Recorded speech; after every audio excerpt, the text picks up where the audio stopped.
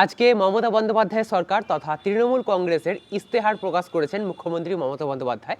এবং সেই ইস্তেহারে অনেক কিছু উঠে এসছে, যেমন লক্ষ্মীর ভাণ্ডার, বার্ধক্য ভাতা, বিধবা ভাতা, দুয়ারে চিকিৎসা, অনেক অনেক কিছু উঠে এসছে।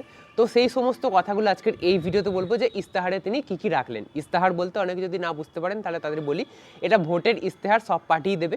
আজ তৃণমূল দিয়েছে, কাল বিজেপি দেবে, পরশু সিপিএম দেবে। ইস্তেহারে বলা হয় যে আমরা ভোটে জিতলে কী কী করবো, তো সেইটা এবারে মমতা বন্দ্যোপাধ্যায় সরকার, তৃণমূল সরকার আজকে ঘোষণা করেছেন এবং ইস্তেহার প্রকাশ করেছেন। তো সেটাই আজকে আমি আপনাদের সাথে শেয়ার করব যে ভোটে জিতলে তিনি লক্ষ্মীর ভাণ্ডার, বার্ধক্য ভাতা, বিধবা ভাতা সহ অন্যান্য আর যে কাজগুলো রয়েছে সেগুলো তিনি কী করবেন বলেছেন। আপনারা সবাই মোটামুটি জানেন নিশ্চয়ই যে মমতা বন্দ্যোপাধ্যায় যা বলেন তা কিন্তু করেন। তো সেই জন্য এই ইস্তেহার খুবই গুরুত্বপূর্ণ। তো চলুন জেনে নেওয়া যাক যে কী কী ইস্তেহার দেওয়া হয়েছে। লক্ষ্মীর ভাণ্ডার প্রকল্পের আওতায় মাসিক 500 টাকার বৃদ্ধির ফলে সাধারণ বর্গের উপভোক্তারা মাসিক 1500 টাকা, বার্ষিক 18,000 টাকা, মানে মাসে যদি 1500 টাকা করে দেওয়া হয় তাহলে বছরে 18,000 টাকাই হয় হিসাব করলে, এবং তপশিলি জাতীয় উপজাতিরা 1700 টাকা এবং বছরে 20,400 টাকা আর্থিক সহায়তা অব্যাহত থাকবে। মানে অলরেডি তো তারা পাচ্ছেই, কিন্তু অনেকের মধ্যে প্রশ্ন থাকে না যে সরকার কতদিন দিতে পারবে, এই ধার দেনা হয়ে গেছে, ঋণ নিয়ে টাকা দিচ্ছে। তো সেহেতু মুখ্যমন্ত্রী মমতা বন্দ্যোপাধ্যায় বলেছেন টাকা তো বাড়ি দেওয়া হয়েছে অলরেডি 1 মাস আগে, কিন্তু এই টাকাটা অব্যাহত থাকবে, আপনাদের কোনোদিন বন্ধ হবে না। আপনাদের 60 বছর বয়স হয়ে গেলেও বন্ধ হবে না, আর সরকারের যাই হয়ে যাক এই লক্ষ্মীর ভাণ্ডার কিন্তু বন্ধ হবে না। এটা আজ নয়, মুখ্যমন্ত্রী মমতা বন্দ্যোপাধ্যায় অনেক দিন ধরেই বলে আসছেন, যবে থেকে এই প্রকল্প চালু হয়েছে, যবে থেকে সাফল্য এসছে এই প্রকল্পের দরুন, তো তবে থেকেই তিনি বলে আসছেন যে এই প্রকল্প কোনোদিনই বন্ধ হবে না। প্রথমে তো 60 বছর পর্যন্ত ছিল, তারপরে 60 বছরটাকে বাড়িতে একবারে মৃত্যুকাল পর্যন্ত করে দেওয়া হয়েছে। তো লক্ষ্মীর ভাণ্ডার সবসময়ই চলবে। তো সেটাই এই ইস্তেহারে একদম ক্লিয়ার করে দেওয়া হয়েছে যে লক্ষ্মীর ভাণ্ডার কোনোদিন বন্ধ হবে না। এবারে বলা হচ্ছে এবারে নতুন প্রকল্প নিয়ে বাংলার যুবসাথী, যাদের যাদের এখনও টাকা ঢোকেনি তাদের জন্য আমার আলাদা ভিডিও আসবে, তবে আজকের এই যে ইস্তেহার বলা হচ্ছে সেটাকে দেখে নিন। 2 নম্বরে, আমি বাংলার যুবসাথী প্রকল্প চালু রাখবো এবং এর মাধ্যমে বেকার যুবকদের মাসিক 1500 টাকা, বার্ষিক 18,000 টাকা আর্থিক সহায়তা অব্যাহত রাখবো। মানে এই বাংলার যুবসাথী যে নতুন প্রকল্প হয়েছে, এটা শুধু ভোটের একটা প্রচার নয়, বা ভোটের আগে দেওয়া মানে আর দেওয়া হবে না এরকম কিন্তু নয়। তিনি বলছেন যে এটা তিনি চালু রাখবেন এবং ভবিষ্যতে আরও যারা অ্যাপ্লাই করতে বাকি থেকে গেছেন, যারা টাকা পাননি, তাদের যাতে টাকা দেওয়া হয় সেই ব্যবস্থাও তিনি করবেন যদি যোগ্য হয় তাহলে। এবং তিনি এটা বলতে গিয়ে আরও বলেছেন, আমি লাইভ দেখছিলাম তার বক্তৃতাটা, তো সেখানে তিনি বলছিলেন যে স্পষ্ট তিনি বলছিলেন যে বেকারদের জন্য এই যুবসাথী প্রকল্পটা নয়, আসলে যারা চাকরি পাননি, কর্মসংস্থান কিছু হয়নি, তাদের যাতে হাত খরচটুকু হয়, তো সেই উদ্দেশ্যেই কিন্তু এই যুবসাথী প্রকল্প চালু করা হয়েছে এবং এটা চলবে, এটা কিন্তু বন্ধ হবে না। আপাতত বলা হয়েছে যে 5 বছর পর্যন্ত চলবে, তারপরে আবার ভেরিফিকেশন হবে সে পাওয়ার যোগ্য কিনা বা চাকরি পেয়েছে কিনা। যদি চাকরি পেয়ে যায় তাহলে বন্ধ হয়ে যাবে, আর যদি সে আবারও বেকার বলেই বিবেচিত হয় তাহলে আবার এটা চলবে কন্টিনিউ, ঠিক আছে। তো সেহেতু এই প্রকল্প বন্ধ হবে না। হয়তো পরবর্তীকালে এই প্রকল্পের আরও অন্যান্য নিয়ম আসতে পারে, বা যে নিয়ম আছে সেই নিয়মগুলো একটু শিথিল হতে পারে, বয়সটা একটু এদিক ওদিক হতে পারে, এখন 21 থেকে 40 রয়েছে, সেটা হয়তো বাড়াতে পারে বা কমাতে পারে, তো এগুলো পরের ব্যাপার। তবে আপাতত এটাই বলা হয়েছে যে যুবসাথী প্রকল্প চালু হয়েছে যখন, এটাও লক্ষ্মীর ভাণ্ডারের মতো বন্ধ হবে না, অব্যাহত থাকবে। এবারে কৃষকদের নিয়েও বলা হয়েছে যে কৃষক পরিবারগুলিকে নিরবিচ্ছিন্ন সহায়তা প্রদান, ভূমিহীন কৃষকদের পাশে দাঁড়ানো এবং কৃষি ক্ষেত্রের সামগ্রিক মনোন্নয়নের নিশ্চিত করার লক্ষ্যে আমি 30,000 কোটি টাকার একটি কৃষি বাজেট প্রবর্তনের প্রতিশ্রুতি দিচ্ছি। মানে কৃষিটাকে যাতে আরও ভালো করা যায়, কৃষি সেক্টরটাকে, সেহেতু তিনি বলছেন যে 30,000 কোটি টাকার একটি কৃষি বাজেট করবেন যাতে কৃষিটাকে ডেভেলপমেন্ট করা যায়। তো এটা কিন্তু তার একটা প্রতিশ্রুতি। এবং তিনি এটাও বলছেন যে ভূমিহীন যারা কৃষক রয়েছে তাদের অলরেডি ফর্ম ফিল আপ হয়েছে, অলরেডি তাদের টাকাও ঢুকতে শুরু করে দিয়েছে, আপনারা সবাই জানেন। তো ভূমিহীন কৃষকদের পাশেও দাঁড়ানো হয়েছে। তো এই সমস্ত কিছু নিয়েই তিনি কিন্তু বলেছেন। আর সবথেকে মেন বিষয় হচ্ছে কৃষিক্ষেত্রে মানে বাজেটে 30,000 কোটি টাকা একটা বড় অ্যামাউন্ট, সেটা কিন্তু দেওয়া হবে। এবারের বাজেটে তো আর সম্ভব নয়, 27-28-এর যে বাজেট হবে অর্থাৎ সামনের বছর, হয়তো সেখানে তার কথা মতোই 30,000 কোটি টাকা কৃষি সেক্টরে বিনিয়োগ হতে পারে।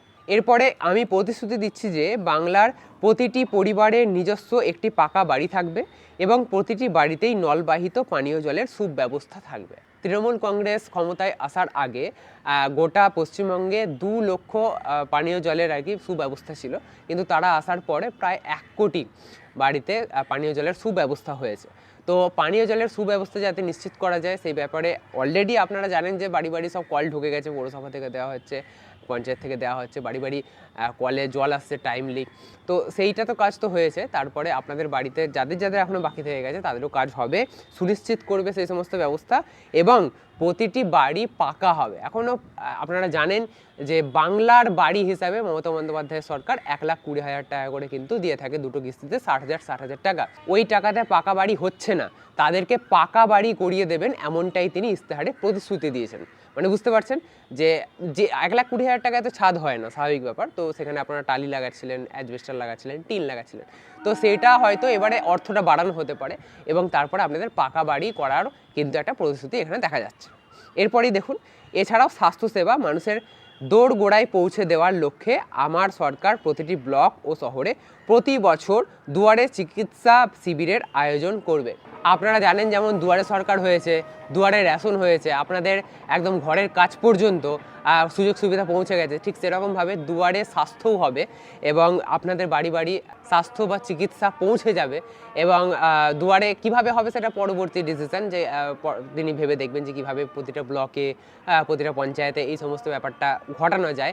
অলরেডি আপনারা দেখবেন নন্দীগ্রামে হয়তো অভিষেক বন্দ্যোপাধ্যায় এটা করছেনও, তো এটা ভবিষ্যতে গোটা পশ্চিমবঙ্গ জুড়ে হবে। তাহলে স্বাস্থ্যসেবা বা সুচিকিৎসা আপনাদের বাড়ি বাড়ি এবং দূরের গোড়ায় পৌঁছে যাবে, আপনাদের কষ্ট করে হাসপাতালে যেতে হবে না, এরকমটাই মনে করা হয়েছে। তবে কতটা সফল হবে সেটা ভবিষ্যতে আমরা দেখব।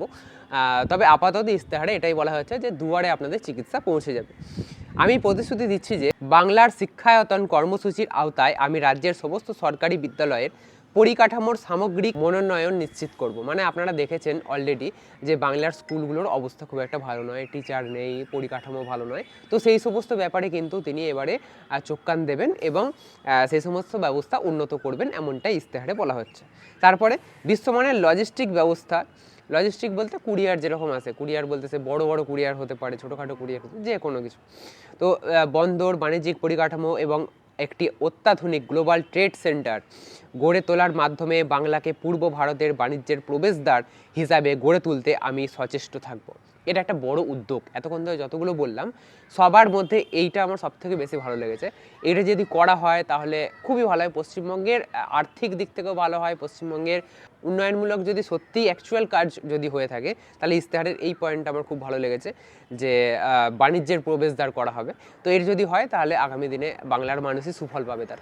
যাই হোক, এর পরবর্তী যেটা হচ্ছে, বর্তমানে যারা বার্ধক্য ভাতা পাচ্ছেন তাদের জন্য এই সহায়তা নিরবিচ্ছিন্ন রাখা এবং পর্যায়ক্রমে সমস্ত যোগ্য প্রবীণ নাগরিককে এই সামাজিক সুরক্ষা বলয়ের আওতায় নিয়ে আসার লক্ষ্যে আমি কাজ করে যাব।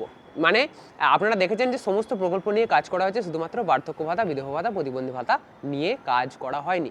তো এই ইস্তেহারে কিন্তু বলা হচ্ছে যে অলরেডি যারা পাচ্ছেন তাদের টাকা যেরকম ঢুকছে সেরকমই পাবেন, আর যাদের টাকা এখনো পর্যন্ত দেওয়া হয়নি, আবেদন এখনো পড়ে রয়েছে, তাদের টাকাও ভোটে জেতার পর হয়তো আপনাদের ব্যাংকের অ্যাকাউন্টে আসার একটা সম্ভাবনা রয়েছে, এমনটাই ইস্তেহারে বলা হচ্ছে। এবারে আপনারা হয়তো বলবেন ভুয়ো বলছে বা কিছু, সেটা আপনাদের ব্যাপার, আপনারা ভাববেন, আপনারা ভেবে ভোট দেবেন, যা করবেন করবেন।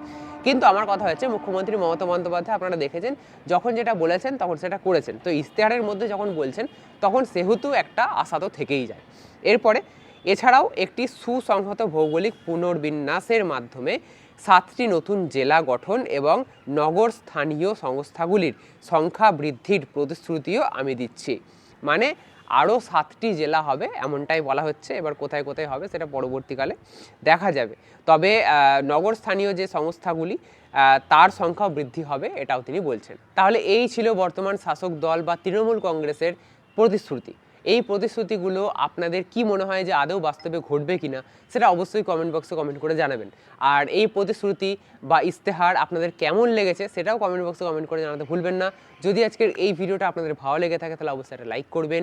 এরকমই নতুন নতুন আরও ইন্টারেস্টিং আপডেট পেতে অবশ্যই চ্যানেলটিকে সাবস্ক্রাইব করে রাখতে ভুলবেন না।